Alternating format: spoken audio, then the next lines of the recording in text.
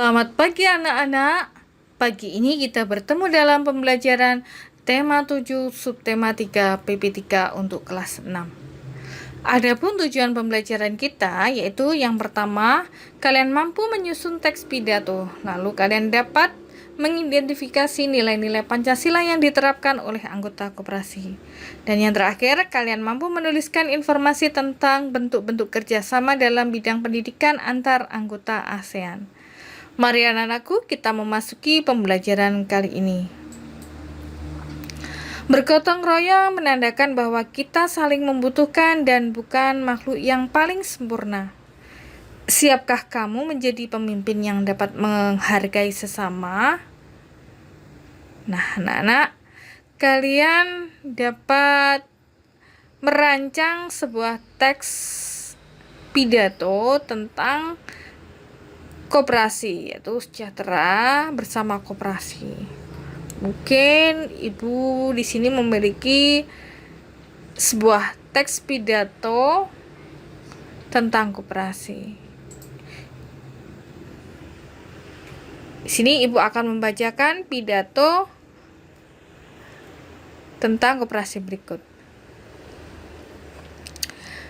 Bapak dan Ibu guru serta seluruh karyawan SD Palapa yang saya hormati. Tidak terasa, sudah 1 tahun saya menjalankan kepercayaan dari Bapak dan Ibu untuk memimpin koperasi karyawan kita.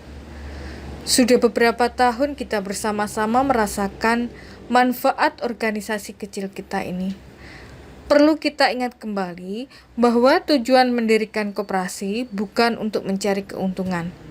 Koperasi karyawan kita didirikan untuk meningkatkan kesejahteraan bersama. Semua anggota memiliki kesempatan yang sama untuk menikmati hasil atas berkembangnya usaha bersama ini. Bapak dan Ibu, kekeluargaan dan kebersamaan adalah modal utama dalam koperasi ini. Peduli terhadap jalannya usaha koperasi menjadi kewajiban tiap anggota, bukan hanya tugas ketua atau pengurus. Semua memperoleh kesempatan untuk belajar. Secara mandiri, kita menetapkan jenis usaha koperasi dan menjalankannya. Pengurus yang melaksanakan, anggota yang mengawasi dan memberi masukan. Keuntungan pribadi tidak diutamakan. Justru melalui koperasi, kita mengasah kepedulian terhadap kebutuhan anggota lain. Sudah 5 tahun berjalan, semua keputusan kita tetapkan bersama dengan musyawarah. Begitupun dengan keuntungan koperasi di tahun ini. Apakah keuntungan tersebut akan dibagikan kepada anggota atau akan dimasukkan kembali sebagai penambah modal? Akan kita diskusikan dalam rapat besar hari ini.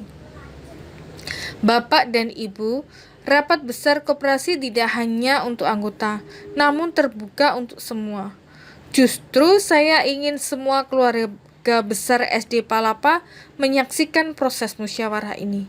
Saya ingin semua menyaksikan bahwa banyak hal yang dapat dipelajari melalui koperasi karyawan. Saya ingin semua merasakan bahwa kesejahteraan bersama dapat diwujudkan melalui kepedulian, kekeluargaan, serta kebersamaan. Bapak dan Ibu, saya tentu berharap anggota koperasi terus bertambah. Semoga saja suatu saat nanti keluarga besar SD Palapa lengkap ada di dalamnya. Tak perlu risau memperhitungkan keuntungan pribadi, tetap ayo kita berusaha mewujudkan kesejahteraan bersama melalui koperasi. Nah, itu tadi adalah contoh pembacaan teks pidato tentang koperasi. Pada teks pidato tersebut ada bagian pembukanya. Kemudian ada bagian inti terletak di tengah. Kemudian bagian penutup yang terletak di bawah teks pidato.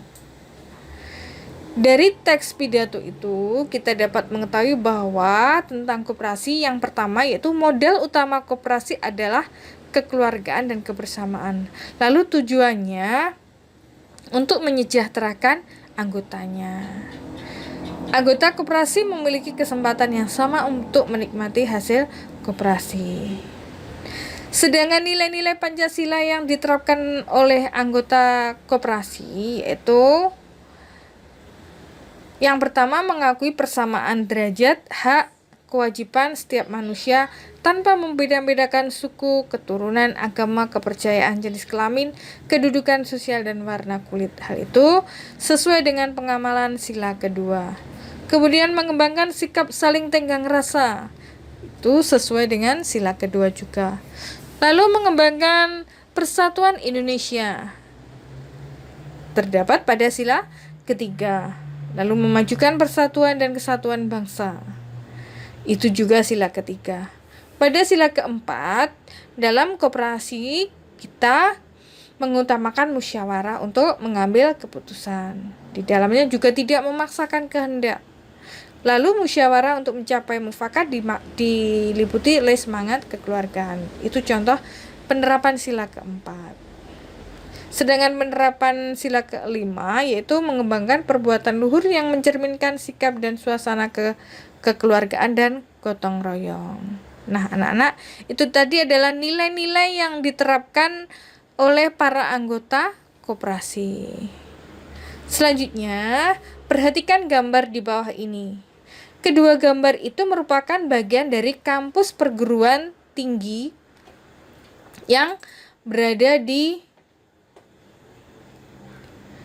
Singapura atau NTU atau yang disebut dengan Nanyang Technology University. Kemudian gambar kanan merupakan kampus Universitas Indonesia atau UI yang ada di Depok. Banyak mahasiswa NTU berasal dari Indonesia. Sebaliknya pula, banyak pula mahasiswa yang belajar di UI berasal dari luar negeri.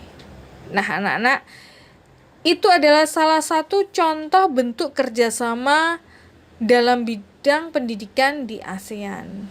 Berikut ada contoh-contoh lain bentuk kerjasama di dalam pendidikan, yaitu pertama, pertukaran pelajar antar anggota ASEAN. Kemudian peningkatan kualitas sumber daya manusia negara anggota ASEAN agar mampu bersaing baik di tingkat regional maupun internasional. Kemudian pembentukan kurikulum sekolah di negara-negara ASEAN yang berprinsipkan demokrasi, berorientasi pada perdamaian, serta menghargai HAM. Nah, itu penjelasan tentang bentuk kerjasama dalam bidang pendidikan. Saat memimpin, terkadang kita banyak menemui perbedaan pendapat. Namun perbedaan tersebut dapat diselesaikan melalui musyawarah. Bukankah musyawarah adalah bagian dari nilai-nilai kepemimpinan? Pemimpin yang bijak adalah pemimpin yang tidak merasa dirinya paling hebat. Nah, anak-anakku, itu tadi penjelasan Ibu dari pembelajaran kali ini. Semoga bermanfaat. Sampai jumpa.